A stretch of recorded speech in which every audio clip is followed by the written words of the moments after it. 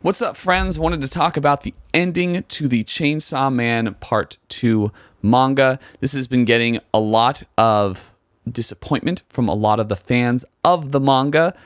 I think they are wrong, and I want to defend it.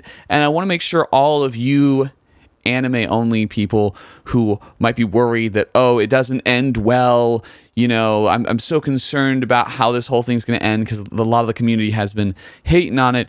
Don't worry. It's great. I don't know what they were wanting because it is legitimately great.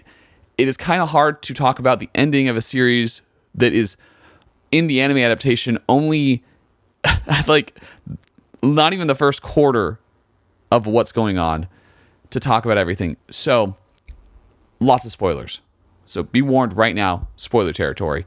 If you've finished the manga, this is more for you. First off, I feel like they paid off really well the ideas, concepts, and promises they made throughout this last part.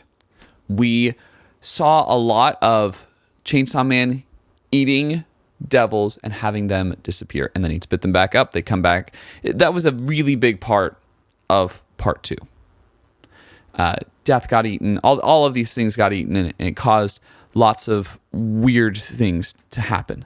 And it seemed like as well that Yoru's plan was going to work. Like it seemed like war was going to happen constantly without people being able to kill each other. And it was just going to be this constant cycle of infinite suffering.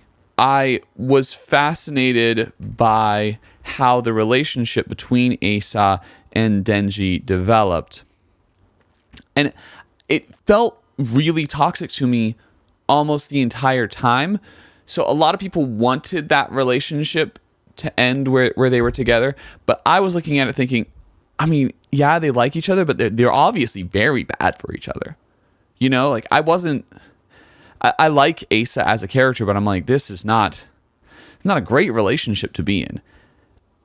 And honestly, the fact that Denji ends everything with one of his least toxic relationships, which is still a toxic relationship, I thought was cool, And he didn't even end it with where they're in a relationship. They're just hanging out and friends again. And he even says, leading up to that moment, man, I miss just having a friend. Like I don't even want a relationship anymore. And I thought it was interesting how when Pochita comes in at the end, he's like, you don't want to have what you think you want to have. Like you keep getting toward that point and then you get it and you don't like it. Things were the best when we were just hanging out, the two of us, and suffering a little bit. That was honestly the happiest time of your life. So maybe getting things is not the way to go, which is a really interesting philosophical perspective. I don't think a lot of people agree with that. I don't think it's necessarily right. I just think it was a philosophical perspective that was being introduced throughout the entirety of the manga. Like that felt like one of the premises of what was going on. Also, the fact that last panel was so silly, I thought was perfect because there was so much silliness throughout this entire manga. And that's what I enjoyed about it, is how insane and dark it was, but there was always silly. They were always being silly. There was always being funny. It was always being weird in a very funky, silly, fun way. And I thought it was great.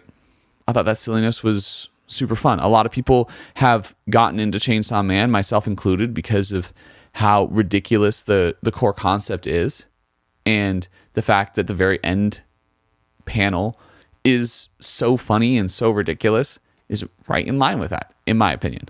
A lot of people are saying it was all a dream was the ending, and I don't get that at all. Like that's not the vibe I got. I really felt like the characters developed. They continued having their development. I felt like that was well communicated in the last chapter. A lot of people say it wasn't, but I feel like those characters did not feel like the same characters we saw at the beginning of the manga. One of them is just a completely different person who just has the same abilities, right?